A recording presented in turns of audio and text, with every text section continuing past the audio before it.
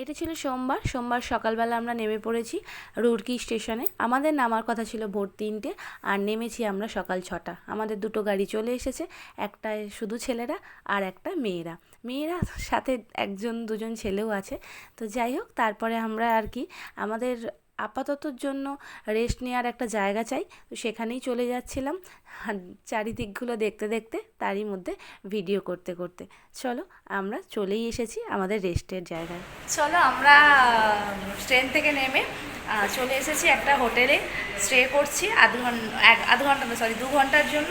ওখানে আমরা ফ্রেশ হয়ে নিয়েছি, এরপর বেরিয়ে যাব সোনপ্রয়াগ। আমরা রেডি হয়ে গেছি, হয়ে নিয়ে বসে আছি। এবার ছেলেরা রেডি হচ্ছে, তারপর আবার আমরা ঘুরতে বেরোবো।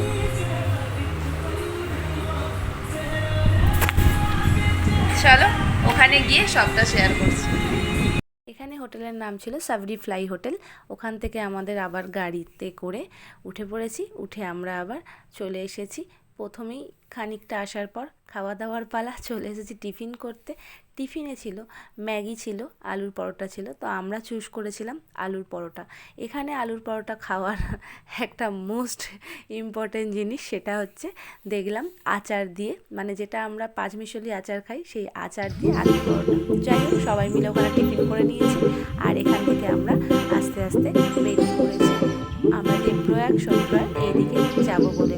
তো তারপরে আর কি দুপুর হয়ে গেছে। দুপুরবেলা আমরা খাওয়া দাওয়ার জন্য একটা জায়গায় স্টে করেছিলাম। সেখানে ছিল ম্যাগি, আর ছিল এখানে পৃথা ম্যাগি খাচ্ছিল, বাদবাকি সবাই খাওয়ার জন্য ওয়েট করছিল, বসেই ছিল।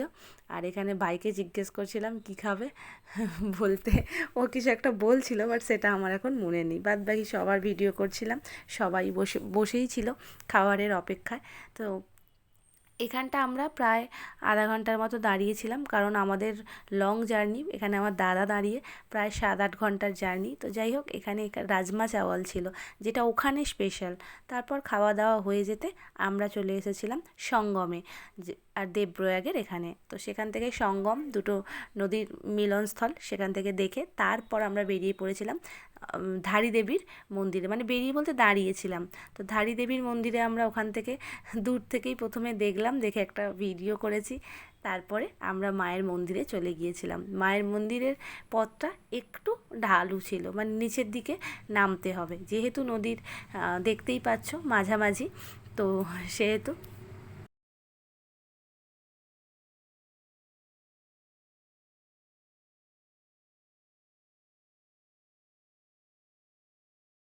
সবাই মিলে গল্প করতে করতে আর মায়ের মন্দিরে ভিডিও করতে করতে আমরা চলে গিয়েছিলাম একদম মায়ের মন্দিরের মেন গেটের সামনে।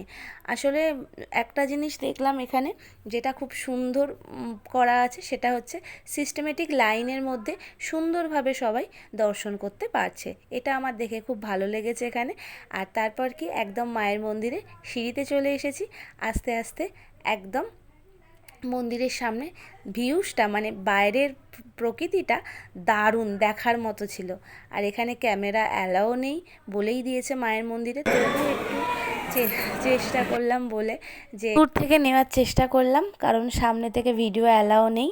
তো মায়ের মূর্তি এখানে আমাদের দর্শন হলো, তো চেষ্টা করলাম তোমাদেরকেও দর্শন করানোর, যতটা পেরেছি চেষ্টা করেছি। তারপরেই ছিল পাশেই একটা ঝুলন্ত ব্রিজ, আর সেখানে আমরা সবাই মিলে চলে গিয়েছিলাম ভিডিও করতে। আমি এখানে ভয়েস ওভার দিচ্ছিলাম, কিন্তু এত বাইরের সাউন্ড আসছিল, তো সেই জন্যে এটাকে অফ করে দিয়ে আবার নর্মাল এখন ভয়েস দিচ্ছি।